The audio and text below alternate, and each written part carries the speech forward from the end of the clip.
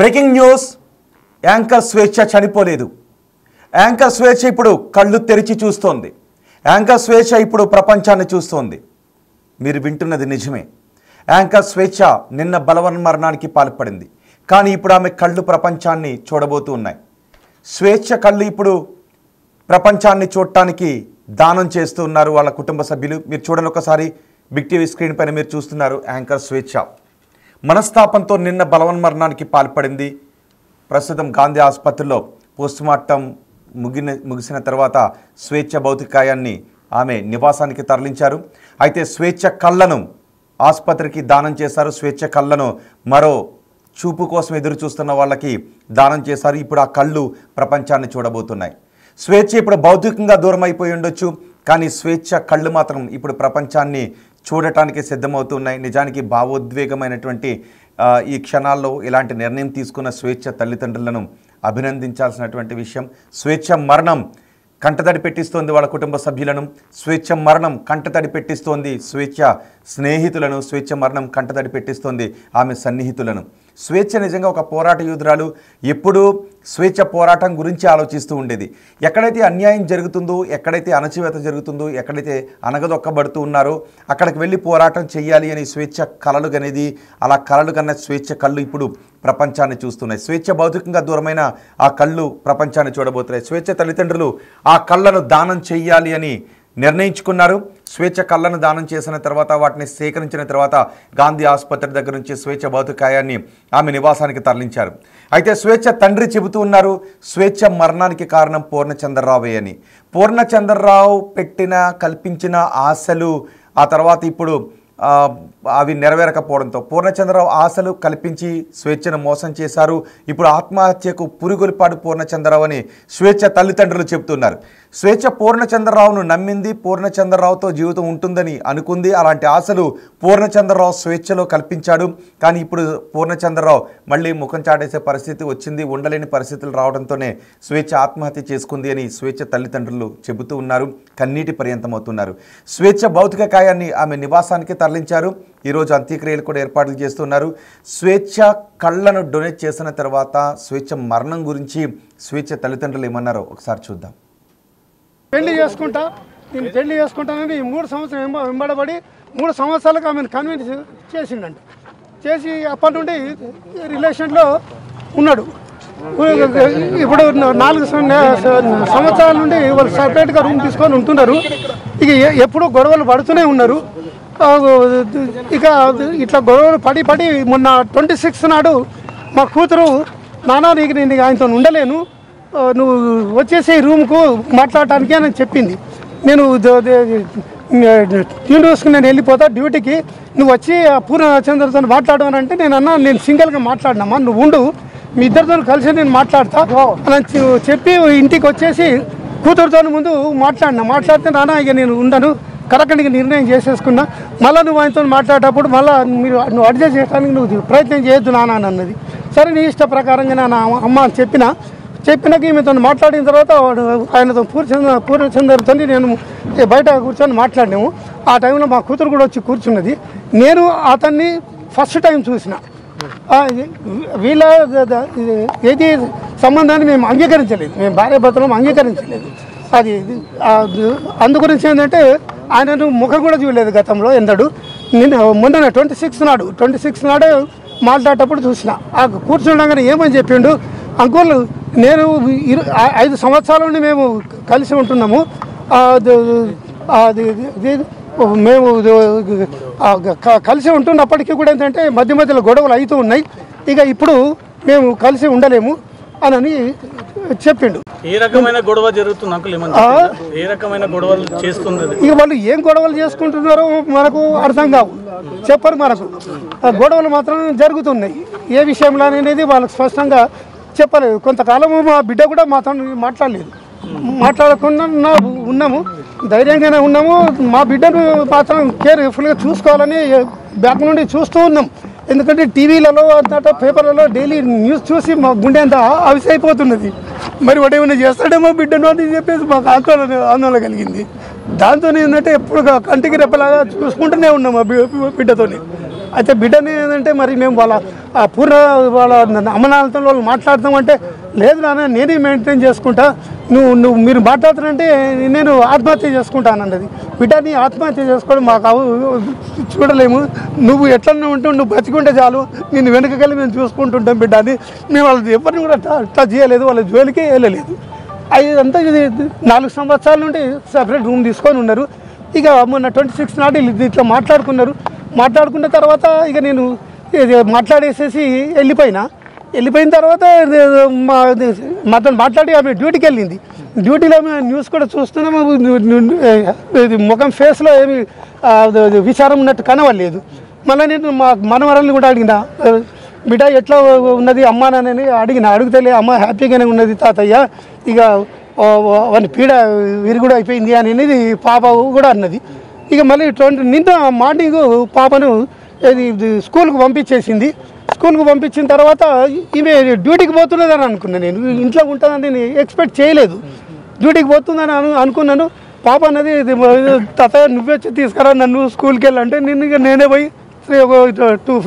2:40కి నేనే స్కూల్కి వెళ్ళి పాపని ఇంటికి తీసుకొని వచ్చేసిన. ఇంటికి వచ్చే వరకు 4 అయింది. అయితే అప్పటికే నాకు టీఆర్ఎస్ భవన్ దగ్గర నుండి ఫోన్ వచ్చింది. టీఆర్ఎస్ భవన్లో నాకు షాప్ ఉన్నది, కండువాలది, బీఆర్ఎస్ కండువాల షాప్ ఉన్నది. కేసీఆర్ పార్టీ పెట్టిన రోజు నుండి నేను షాప్ పెట్టిన. భవనం కట్టిన తర్వాత నాకు సపరేట్ రూమ్ ఇచ్చిండ్రు, ఇప్పటికీ నాకు ఉన్నది. అయితే అక్కడికి వెళ్ళి ఫోన్ రాగానే నేను పాపకు బేటా నేను ఆ కండువాలు ఇచ్చేసి వస్తాను, నువ్వు ఇంట్లో ఉండని చెప్పేసి రామ్నగర్లో ఇంటికాడ దింపేసి నేను వెళ్ళిపోయినా. వాళ్ళకి పోయి ఇచ్చేసి తిరిగి వచ్చే వరకు 6 అయింది. 6 కాగానే తాతయ్య నాకు స్టేషనరీ కావాలా, వాళ్ళ మిత్రుడు క్లాస్మేట్ది క్లోజ్ ఫ్రెండ్ది 29th నాడు బర్త్డే ఉన్నది, తాతయ్య నాకు బర్త్డే గిఫ్ట్లు కొనియాలంటే ఆమెను తీసుకొని తార్నాక అక్కడ పెద్ద బుక్ షాప్ ఉంటుంది తార్నాకలో బ్రిడ్జ్ దాటగానే అక్కడికి వెళ్ళి అవి కావాల్సిన మెటీరియల్ కొనిచ్చుకొని షాపు నుండి డైరెక్ట్గా ఇంటికి వచ్చేసినాం. ఇక అప్పటికే ఏంటంటే చాలా ఆలస్యమైంది, అమ్మ ఇంట్లోనే ఉన్నది తాతయ్య అనంటే నేను గేట్ దగ్గర దింపేసి బెటా నేను మళ్ళీ కలుస్తా, మరి నాకు అర్జెంట్ పని ఉందని చెప్పేసి నేను వెళ్ళిన. కరెక్ట్ నా నేను 8 o'clock దింపిన అక్కడ. నేను కొద్దిగా దూరం పోగానే ఒక 15 నిమిషాలకు పాప నాకు మళ్ళీ ఫోన్ చేసింది. ఫోన్ తాతయ్య అమ్మ డోర్ తీస్తలేదు అని చెప్పింది. చెప్పగానే ఏంటంటే నువ్వు వెనుకకు రా తాతయ్య అనగానే వెనుకకు వచ్చినా నేను వచ్చేవరకు 8:30 అయింది. అప్పటికే అంటే నేను వచ్చే వరకే కింద ఉండే వాచ్మెన్ వాళ్ళు పైకి వచ్చిన తర్వాత వాళ్ళు దొబ్బుతే చేయలేదు. కాకుండా ఉంటే 2 యువకులు ఉంటే అట్లనే రెంట్కుంటే వాళ్ళు పిలిస్తే వాళ్ళు వచ్చి డోర్ను బలంగా గుద్దితే లోపల బోల్టు ఇరిగిపోయి డోర్ తెరుచుకునే వాళ్ళు బయటకెళ్ళి అవి లోపలే డోర్ పెట్టుకోలేదు. బయటకెళ్ళి చూడగానే శవం వేలాడుతున్నది అని వాళ్ళు భయానికి బయట ఉన్నారు. అప్పటికే నేను 8:30కి నేను కరెక్ట్గా వచ్చినా నేను పోగానే చూసే వరకు శవం వేలాడుతున్నది. అసలు ఊహ కూడా ఊహించలేదు, అట్లా చేసుకుంటారని ఆలోచించలేదు. అట్లా గిట్లా స్వేచ్ఛ మరణానికి కొన్ని గంటల ముందు ఏం జరిగిందో స్వేచ్ఛ తండ్రి చెబుతూ ఉన్నారు. పూర్ణచంద్రరావు కారణంగానే స్వేచ్ఛ మరణించిందని చెప్తున్నారు. పూర్ణచంద్రరావుతో ఉండటం, పూర్ణచంద్రరావుతో కలిసి జీవించడం తమకు ఇష్టం లేదు అని తల్లిదండ్రులు చెప్తున్నారు. పూర్ణచంద్రరావు కూడా తమ బిడ్డను మాయమాటలతో మోసం చేశాడు అని తల్లిదండ్రులు వాపోతూ ఉన్నారు. ఇప్పుడు స్వేచ్ఛను గాంధీ హాస్పిటల్లో కళ్ళను డొనేట్ చేసిన తర్వాత పోస్ట్మార్టం పూర్తయిన తర్వాత రామ్నగర్లో ఆమె నివాసానికి తరలించారు. నిజానికి మరణం అనేది ప్రతి జీవికి వస్తుంది, ప్రతి మనిషికి వస్తుంది. కానీ మరణించిన తర్వాత కూడా చూసే అవకాశం కేవలం మనిషికి మాత్రమే ఉంటుంది. స్వేచ్ఛ అలాగే అనుకుంది, ఎప్పుడో ఒకప్పుడు మరణిస్తాం, కానీ మరణించిన తర్వాత తన కళ్ళు ఈ ప్రపంచాన్ని చూస్తూనే ఉండాలి అని అనుకుంది. అందుకే తన కళ్ళను ముందుగానే డొనేట్ చేస్తున్నట్టుగా ప్రకటించింది. తను చనిపోయిన తర్వాత తన కళ్ళను దానం చేయాలి అని ముందుగానే నిర్ణయించుకుంది. ఇప్పుడు కానీ స్వేచ్ఛ ఆత్మహత్య చేసుకుని మరణించడమే అత్యంత బాధాకరమైనటువంటి విషయం. స్వేచ్ఛ కళ్ళిక ప్రపంచాన్ని చూస్తూనే ఉంటాయి. స్వేచ్ఛ మరణించిన స్వేచ్ఛ మరొకరి కళ్ళతో ప్రపంచాన్ని చూస్తూనే ఉంటుంది, బతికే ఉంటుంది. స్వేచ్ఛ భౌతికకాయాన్ని ఇప్పుడు రామ్నగర్లో ఆమె నివాసానికి తరలిస్తూ ఉన్నారు. భావోద్వేగ క్షణాలవి. మా ప్రతినిధి సాగర్ ఉన్నారు పూర్తి సమాచారం అందించడానికి. సాగర్, స్వేచ్ఛ నివాసం దగ్గర పరిస్థితి ఏంటి? స్వేచ్ఛ తను చనిపోయిన ప్రపంచాన్ని చూస్తూనే ఉండాలి అని ముందుగానే తన కళ్ళను దానం చేస్తున్నట్టుగా ప్రకటించడం పట్ల ఆమె సన్నిహితులు ఏం చెప్తున్నారు?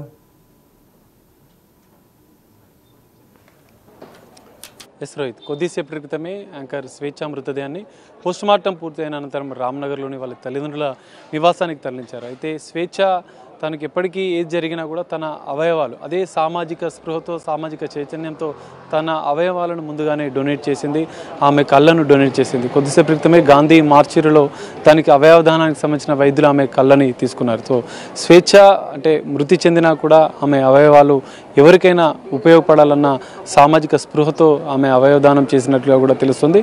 ఆమె కళ్ళని తీసుకున్న అనంతరం పోస్టుమార్టం ప్రక్రియ పూర్తయిన అనంతరం స్వేచ్ఛ తమ తల్లిదండ్రుల నివాసానికి స్వేచ్ఛ మృతదేహాన్ని తరలించారు.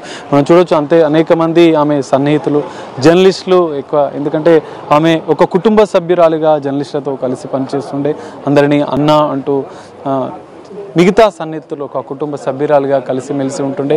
సామాజిక చైతన్యంతో సామాజిక స్పృహతో ఆమె అనేక అంశాలపైన స్పందిస్తుండే అని కూడా అనేక మంది ఇక్కడికి వచ్చినటువంటి జర్నలిస్ట్ మిత్రులందరూ చెప్తున్న పరిస్థితి కనిపిస్తుంది. ఆమె తల్లిదండ్రుల నివాసం వద్ద ఇప్పటికీ అంత్యక్రియలకు సంబంధించిన ఏర్పాట్లు చేస్తున్నారు. అయితే కొద్దిసేపు క్రితం గాంధీ మార్చురీ వద్ద రోధిస్తూ తన తండ్రి తన కూతురు చెప్పిన చివరి మాటలను గుర్తు చేసుకుంటూ రోధించిన పరిస్థితి. నాన్న, నేను పూర్ణచంద్రతో ఇంకా ఉండలేను, నువ్వే వచ్చి మాట్లాడు నాన్న అంటూ తండ్రితో స్వేచ్ఛ చివరి మాటలు చెప్పినట్లుగా కూడా తెలుస్తుంది.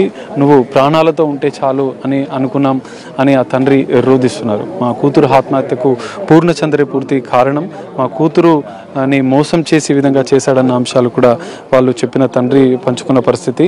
4 ఏళ్ళుగా కలిసి ఉన్నారు, ఆ రిలేషన్ని మేము ఒప్పుకోలేదు, అయినా తరచుగా గొడవ పడుతుండేవారు. వాళ్ళంతా కూడా 5 ఏళ్ళుగా కలిసి ఉన్నామని చెప్పి పూర్ణచంద్ర చెప్పాడు. నేను వాళ్ళతో మాట్లాడదానన్నా కూడా స్వేచ్ఛ వద్దని వారించింది. నేను ఆత్మహత్య చేసుకుంటున్నాను, వాళ్ళ కుటుంబ సభ్యులతో ఏం మాట్లాడొద్దు అని హెచ్చరించిన నేపథ్యంలోనే మా కూతురు మా కళ్ళ ముందు ఉంటే చాలు అనుకున్నామని చెప్పి ఆ తండ్రి రోధించిన పరిస్థితి కనిపిస్తుంది.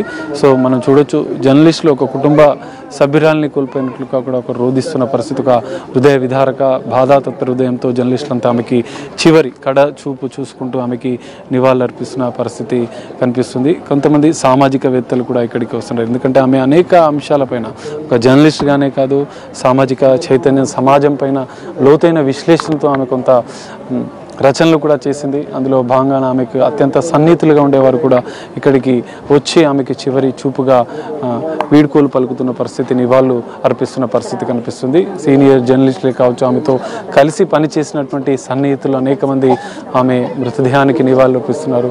తల్లి ఎంతో రోధిస్తుంది హృదయ విదారకంగా, ఎందుకంటే వాళ్ళు ఇద్దరు తల్లిదండ్రులు స్వేచ్ఛగా, ఒకతే కూతురు, ఆమె స్వేచ్ఛగా ఉండాలనే ఆమెకు ఒక మంచి, వాళ్ళ ఇద్దరు తల్లిదండ్రులు కూడా ఒక భావజాలంతో ఉన్నవారు. దానికి అనుగుణంగానే ఆమెకి స్వేచ్ఛ అనే పేరు పెట్టారు. కానీ ఆమెకు స్వేచ్ఛ లేకుండా ఓ వ్యక్తి మోసం చేసిన నేపథ్యంలో ఇంత దారుణంగా ఆమె మమ్మల్ని విడిచి వెళ్ళిపోతుందా అంటూ కూడా వాళ్ళు రోధిస్తున్న పరిస్థితి.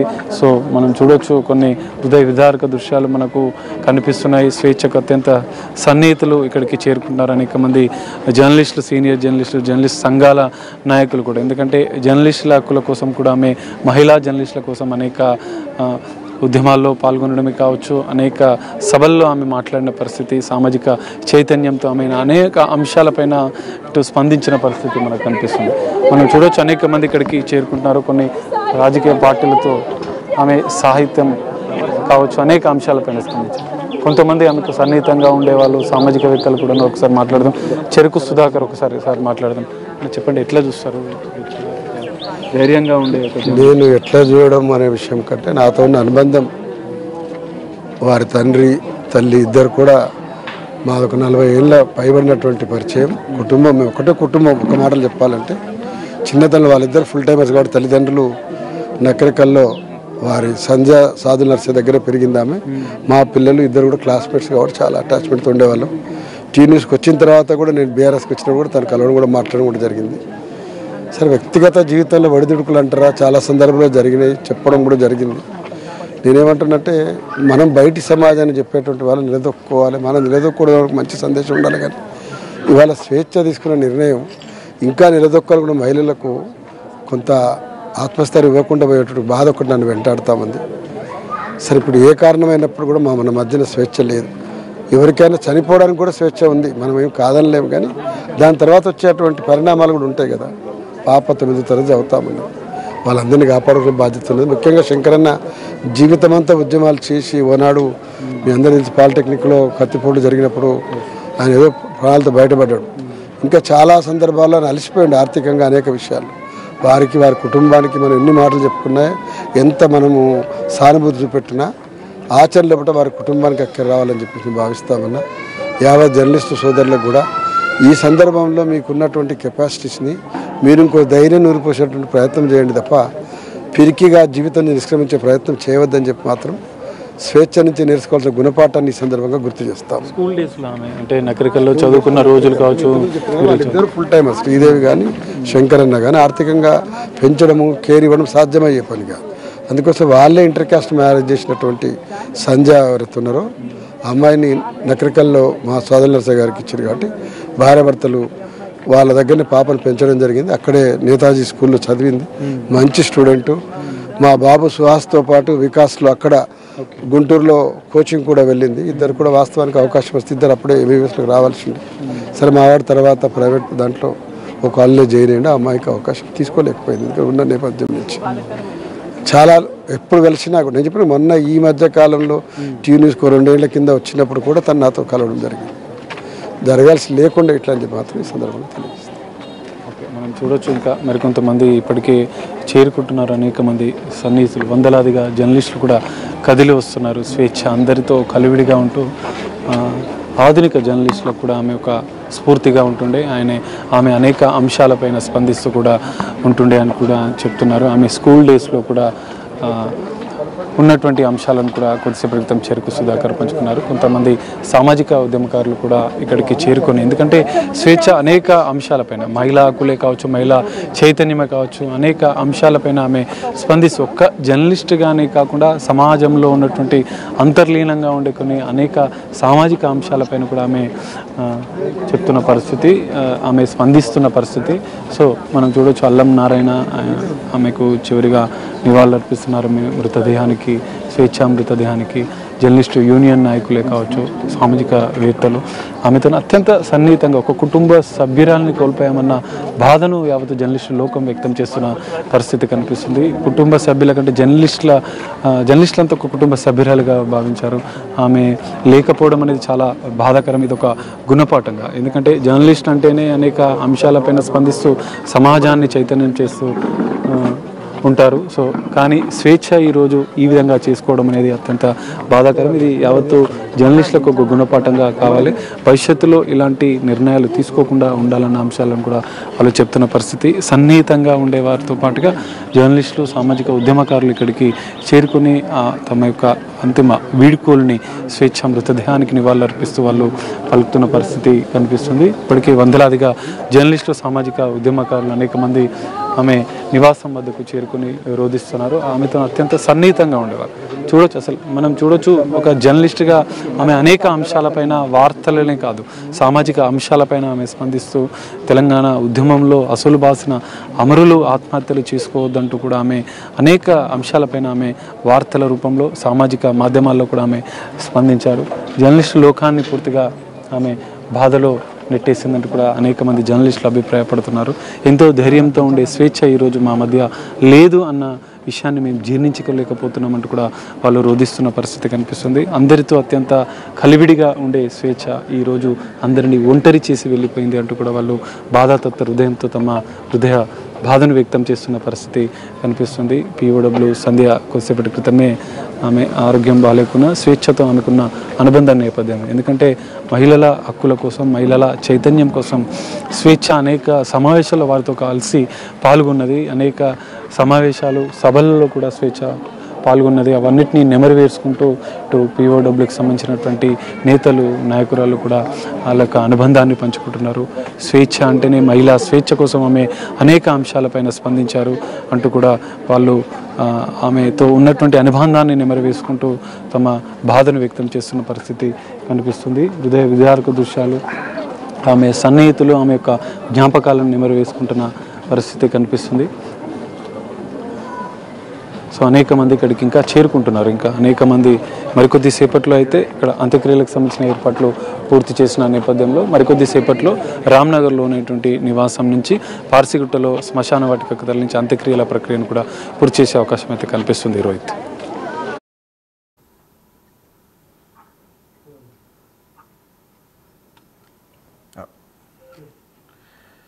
స్వేచ్ఛ మరణాన్ని తట్టుకోలేక జర్నలిస్టులు కన్నీటి పర్యంతం అవుతూ ఉన్నారు.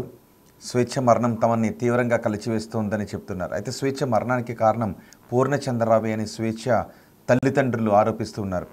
ఇక్కడ స్వేచ్ఛ చనిపోయినా ఇప్పుడు ప్రపంచాన్ని చూస్తూ ఉంది. నిజానికి మరణం అనేది ప్రతి జీవికి ప్రతి మనిషికి వస్తుంది. అది ఎప్పుడు ఎక్కడ ఎలా వస్తుందో ఎవరికీ తెలియదు. అందుకే స్వేచ్ఛ తనకు ఎప్పుడు మరణం వచ్చినా తన కళ్ళు మాత్రం ప్రపంచాన్ని చూడాలి అని అనుకుంది. తన కళ్ళు మాత్రం ప్రపంచాన్ని చూస్తూనే ఉండాలి అని అనుకుంది.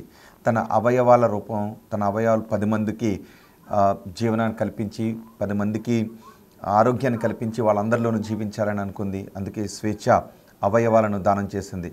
తన కళ్ళు ఇప్పుడు ప్రపంచాన్ని చూస్తూనే ఉంటాయి. కానీ స్వేచ్ఛ మరణాన్ని తట్టుకోలేక మాత్రం జర్నలిస్టు కుటుంబ సభ్యులు, ప్రత్యేక తెలంగాణ కోసం పోరాటం చేస్తున్న వాళ్ళందరూ కూడా ఇప్పుడు అక్కడికి వచ్చి ఆవేదన వ్యక్తం చేస్తున్న దృశ్యాలు అక్కడ మనకి కనబడుతూ ఉన్నాయి. స్వేచ్ఛ భౌతిక అయిన రామ్నగర్లో నివాసానికి తరలించారు. స్వేచ్ఛ పోరాట యోధురాలనే చెప్పుకోవాలి. ఎక్కడ ఎటువంటి అన్యాయం జరిగినా అక్కడికి వెళ్ళి పోరాడాలి అని స్వేచ్ఛ అనుకుంటూ ఉంటుంది. అలాంటి పోరాట పటిమ గల స్వేచ్ఛ ఎందుకు తన జీవితంలో ఓడిపోయాను అని అనుకుంది, ఎందుకు ఆత్మహత్య చేసుకుంది, ఎవరికైనా తన చివరి క్షణాల్లో ఇలా అనుకుంటూ ఉన్నాను అని తన భావోద్వేగాన్ని తన సన్నిహితులతో పంచుకుని ఉన్న ఈరోజు స్వేచ్ఛ బతికుండేది, భౌతికంగా మన కళ్ళ ముందు ఉండేది అని అత్యంత సన్నిహితులందరూ కన్నీటి పర్యంతమవుతూ చెబుతున్న మాట. ఒకసారి స్వేచ్ఛ తండ్రి స్వేచ్ఛ మరణం గురించి మాట్లాడారు. ఆయన ఏం మాట్లాడారు చూద్దాం.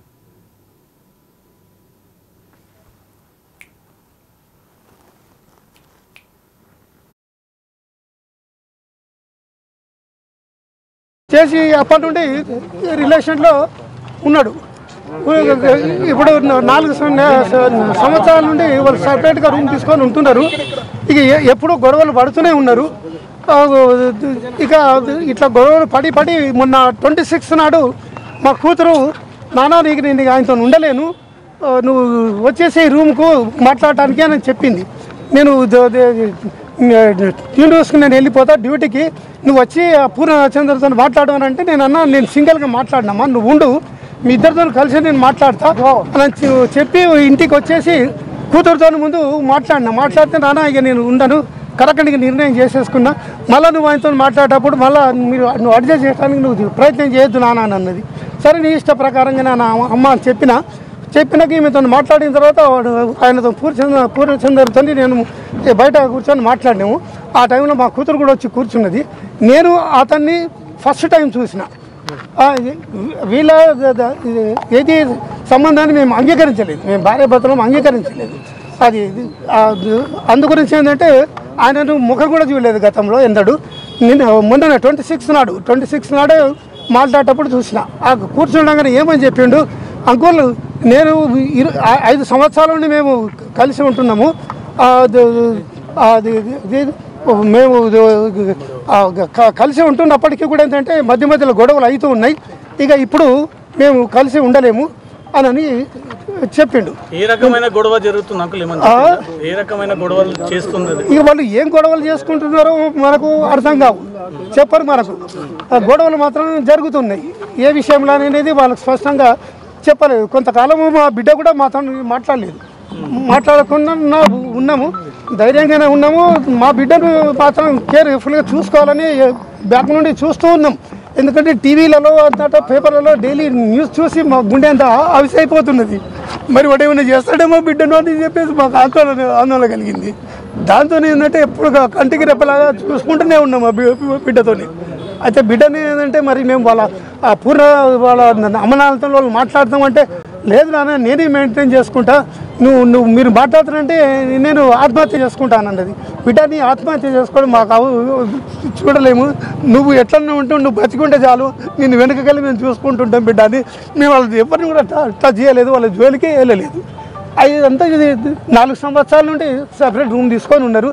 ఇక మొన్న 26 నాడు ఇట్లా మాట్లాడుకున్న తర్వాత ఇక నేను మాట్లాడేసేసి వెళ్ళిపోయిన తర్వాత మాతో మాట్లాడి ఆమె డ్యూటీకి వెళ్ళింది. డ్యూటీలో న్యూస్ కూడా చూస్తున్నాము, ముఖం ఫేస్లో ఏమి విచారం ఉన్నట్టు కనవలేదు. మళ్ళీ నేను మా మనవరాలను కూడా అడిగిన, బిడ్డ ఎట్లా ఉన్నది అమ్మా నాన్నని అడిగితే అమ్మ హ్యాపీగానే ఉన్నది తాతయ్య, ఇక వాని పీడ విరుగుడు అయిపోయింది అనేది పాప కూడా అన్నది.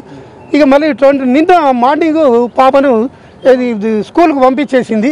స్కూల్కి పంపించిన తర్వాత ఈమె డ్యూటీకి పోతున్నదని అనుకున్నాను. నేను ఇంట్లో ఉంటుందని నేను ఎక్స్పెక్ట్ చేయలేదు.